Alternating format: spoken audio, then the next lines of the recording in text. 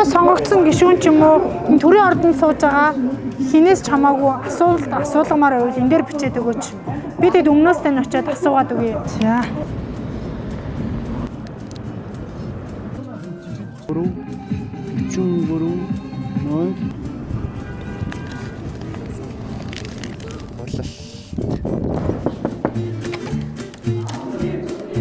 Сайн байна уу? Гишүүн байгаа юм болов? Баавгатай чихэр дотор асуулт байгаа. Та энийг аваад хариулаад өгч. 14 цаг болоход чуулгана цагтаа эхлүүлэх гэж байна. Би ямар ч бүдгэллийн нөлөөнд автаж үзээгүй. Ямар ч төрийн тэргүүний нөлөөнд автаж үзээгүй. Ямар ч ерөнхий сайдын нөлөөнд автаж үзээгүй. За одоо чихрийн эдэндээ. Баавгатай чихэр нэвтрүүлгийн хайн удаагийн дугаарыг төрийн ордноос бэлтгэхээр орж ирээд байна. Энэ дотор зөвхөн миний бэлтгэсэн асуултууд биш, ард түмний улсын хурлын гишүүдээс асуухыг хүссэн асуултууд багтсан гэдгийг дуулгахын зүйтэй болов. Баавгатай чихэр нэвтрүүлгээс яваа юм. Бид өмнөх дугаараа автобуснаас нийтийн тээвэр дотроос бэлтгэсэн. Иргэд улсын хурлын гишүүдээс асуулахыг хүссэн асуултын дотор бичсэн байгаа юм. Та нэг чихэр аваад задлаад үзээч. Тэгээс нь авчихсан тий. Ханаас нь ч авсан болно. За би танд нэг зүйл болчих болов. Ааж өвшилж байна. Одоо ингэж хэлэх хэрэгтэй болж байгаа шүү дээ. Энэ асуулт наа. Оо. За ингээд жоохон гүцхэн зүйл. Ламбардад юм тавьж үзсэн үү? За, үзсэн юм байна. Оюутан багтаа. Одоо яг ямар зорилгоор тавьж ийсэн санахгүй байна.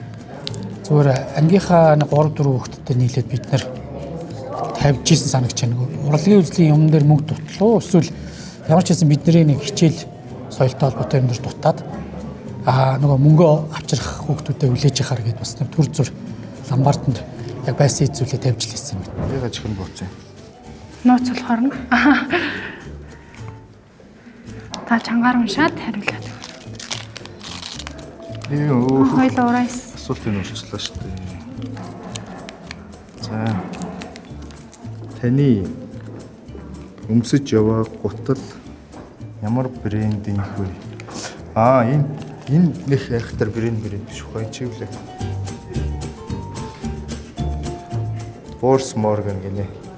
Энэ юу нэг тийм брэнд биш. Би ч нэг тийм брэнд яадаг шүү дээ.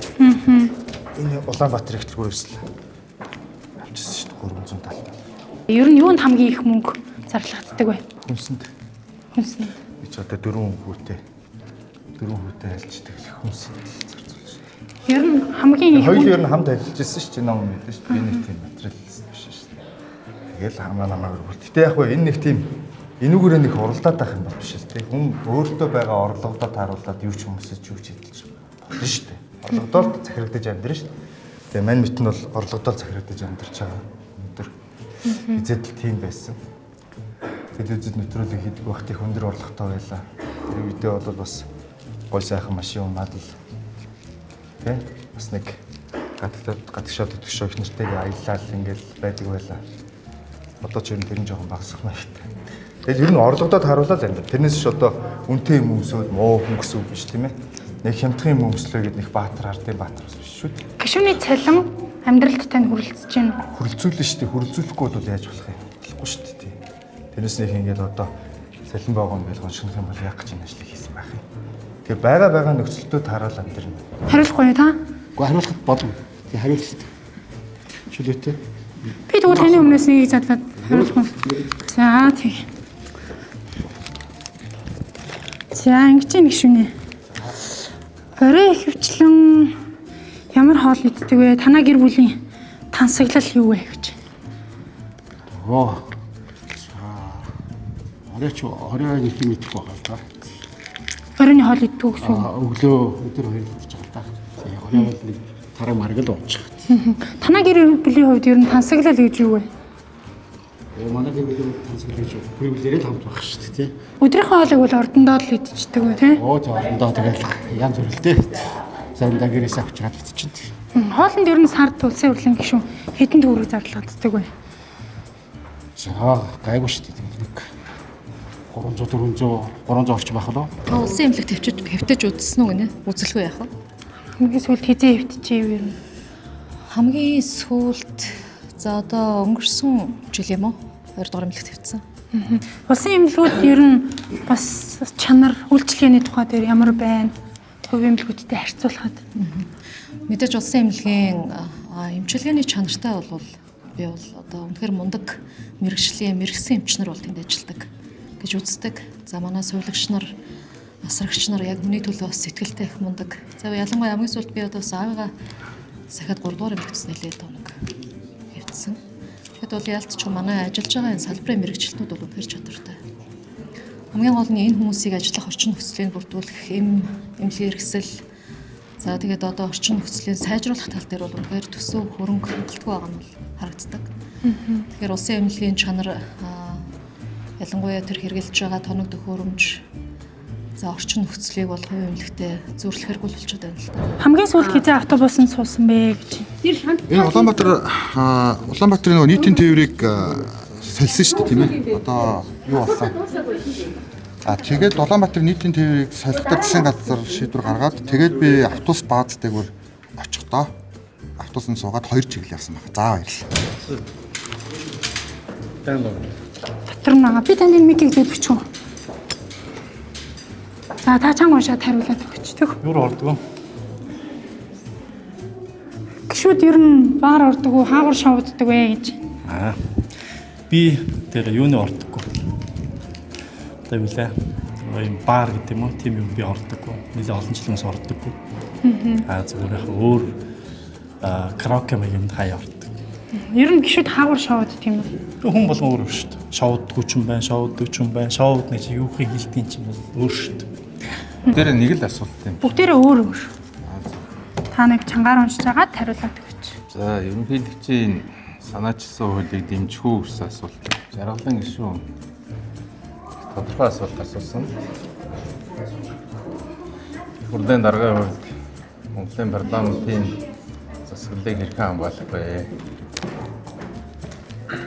За энэ асуултанд хариулах явц дунд үндэсний аюулгүй байдлын зөвлөлийн нарийн бичгийн дарга би чамд одоо хуурамч түн тавьсан гэж сүрдүүлж байна. Энийг одоо ёс суртахуун гэдэг. Энийг ёс зөв. Эхлээд бямжаргал хариуцлага үлээх. Энэ Монгол улсад ер нь юу болоод байна? Хин дээр нь гараа суудаг. Энэ хуулийг бид нар орж ирсэн хэлбэрээр нь батлах юм бол улс төрийн нам Монголын парламентын дээр гар намаа атгаж байгаа ерөнхийлөгч нь шууд удирдна. Ийм аюул байгаа. Дээр нь цэцэн асуудал байна. Цэцэн маань яг бие даасан байгууллага байж чадах уу одоо? Одоо чадж байгаа юу? Та юу гэж байна? Тий, чадахгүй шүү дээ. Цэцгийг томилж байгаа томилгоо өөрөө тасрыг асуудалтай. Жишээлбэл одоо цэцгийг томилохдоо олон нийтийн хилцүүлгээр ороод дээр нь одоо тэр олон нийтийн хилцүүлэг дундаас магадгүй салгураалтаар гарч ирээд ингээд Монголын парламентад танилцуулагдаж Монголын парламент томилдог. За ийм зүйл байх юм бол нэг хэрэг шүү дээ. Өнөөдөр жишээлбэл засгийн газрын гишүүдтэй яаж хариуцлага тооцсон. Энийг одоо хийхгүй бол өнөөдөр гэмт хэрэг хийсэн гэж үзэгдээд шалгагдж байгаа хүмүүс Тэгэхээр сайд болоод. сайдын ажил хийгээ явчихдаг.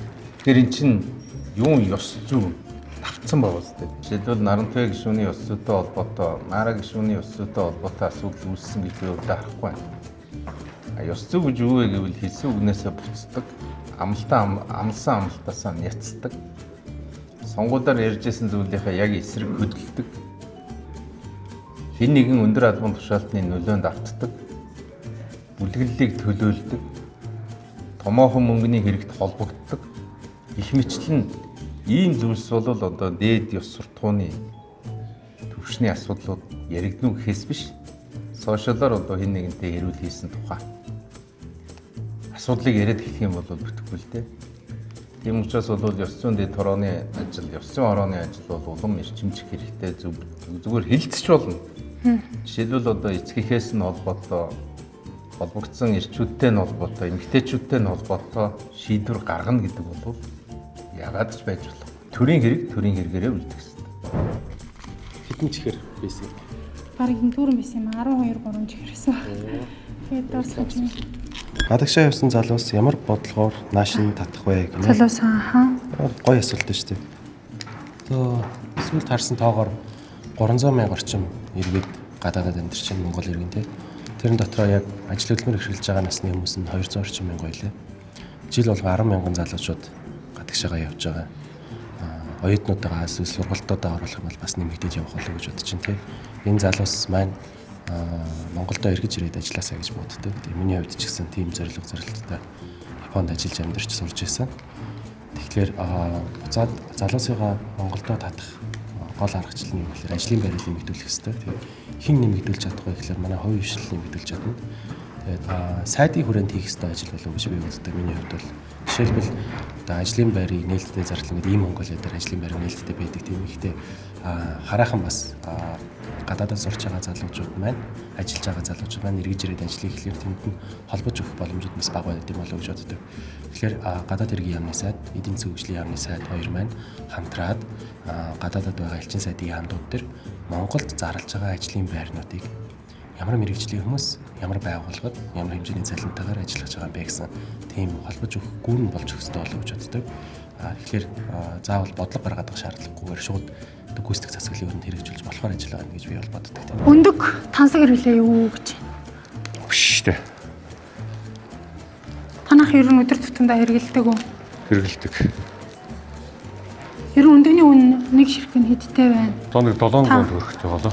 Та өндгийг тансаг хэрэглээ биш гэж яагаад хэлв? Одоо 700 төгрөг болоод ард иргэд бас авч чадахгүй болчиход шүү дээ. Тэр бүр 700 төгрөг өдрөө 2100 төгрөг байхгүй юу тий?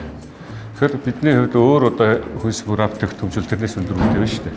Тэгэхээр өндөг бол яг үнийхээ хувьд бол тийм өндөр үнэтэй биш гэж харж байна миний хувьд. Тэгээ уран ширхгийг өдөрт хэрэгэлсэн байхад бол өөр босох бүтээгдэхүүнээс илүү хямдаг байхгүй юу?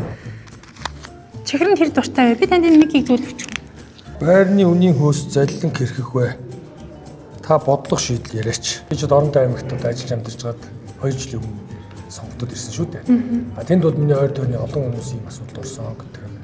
Ялангуяа одоо сүүлийн одоо 2 жилд 3 жилд бол энэ асуудал их гарч байгаа. Тэгэхээр энэ дээр одоо Мөнгө хийсэн чинь байр нь ашиглалтанд оров. Тий, байр нь ашиглалтанд ороогүй. Тэгээ сүүлдээ одоо бүр байрчгүй, мөнгөчгүй болоод тэгэхээр энийг бол одоо хууль гаргаж зохицуулах хэрэгтэй болж байгаа. Хуулийн төслийг санаачилж хууль зүйнээс оруулж ирж байгаа гэж ойлгож байна. Энэ ингэхгүй болохгүй. Нэгдүгürt, хоёрдугаарт ер нь бол ипотекийн зээл ингээд 6% үүтэй гарч байгаа ч гэсэн нөгөө барилга барьж байгаа компанид маань өөрөө өндөр үүтэй зээл аваад байгаа байхгүй юу? 18-аас 20% үүтэй арилжааны зээл авах, барилга барихын тулд, орон сууц барихын тулд. Нэг хоёрдугаарт барилгын компаниуд сарда ажиллаж байгаа цалин тавих болдог, материалаа татах болдог, тэ нөгөө захиалга авсан ашиглалтанд оруулах одоо цаг хугацаанд шахагдаад хувь хүмүүсээс буюу банк усаас одоо өндөр үүтэй зээл авдаг. Сарын одоо 3%, 4%, 5% үүтэй. Тийм учраас байрны үн метр квадрат дээр асар өндөр байна. Тэгэхээр бусад оронд яадаг вэ гэхээр ипотекийн зээл гарах талдаа 6% байна шүү дээ. Иргэд худалдаж авах. Тэгвэл барилгын жижиг дунд одоо компаниудыг мөн 6-аас дээшгүй хүүтэй ийм одоо орон сууц барихт нь зориулж бага хүүтэй зээл болгодог. Тэгснээрээ ингээд ийм 6% дээрээ үнийн одоо хэд өсөлтгүй байх юм боломж хүрдэнэ. Тэгэхээр бол энэ зээлийн үе багасхгүйгээр цаашдод бизнес эрхлэх, цаашид хямд өртөгтэй бараа бүтээгдэхүүн хэрэглэх, хямд орон сууц аавна гэдэг ойлголт байх. За надад нэг асуулт байна гişүнэ.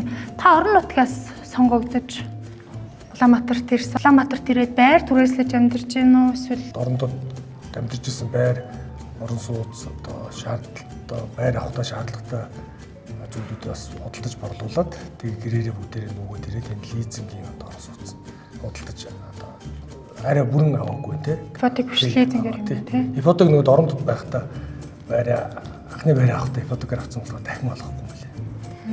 Хувь лизинг үү? Тий. Одоо энэ хүнтэй уулзахад явж байгаа баагатай чихэр авмаар байх. Тийм хоёлаа явангаал хариулаад яриа авчи. Төрийн албан хаагчдын ямар гэнэ малаа чихрээ чи өөрөөд.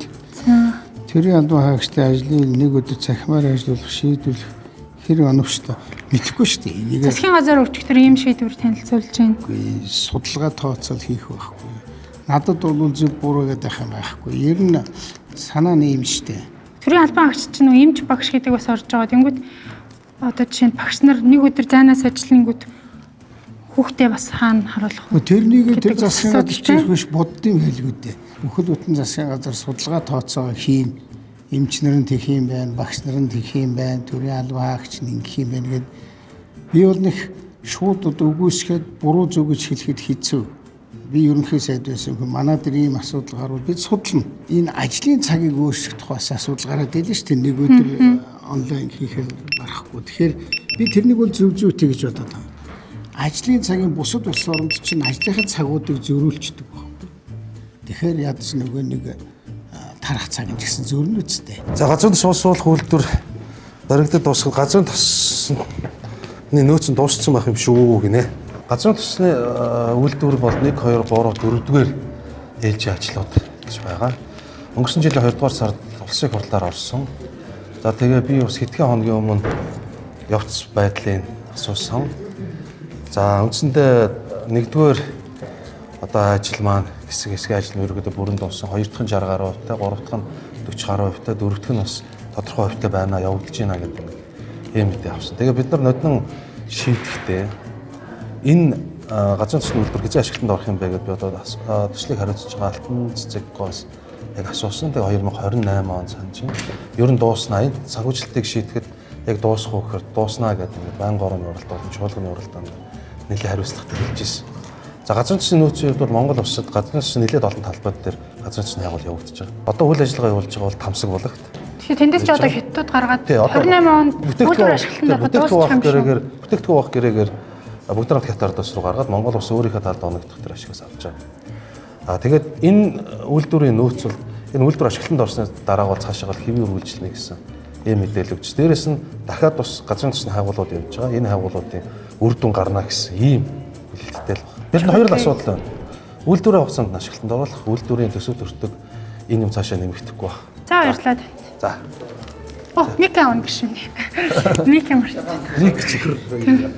Баярлалаа.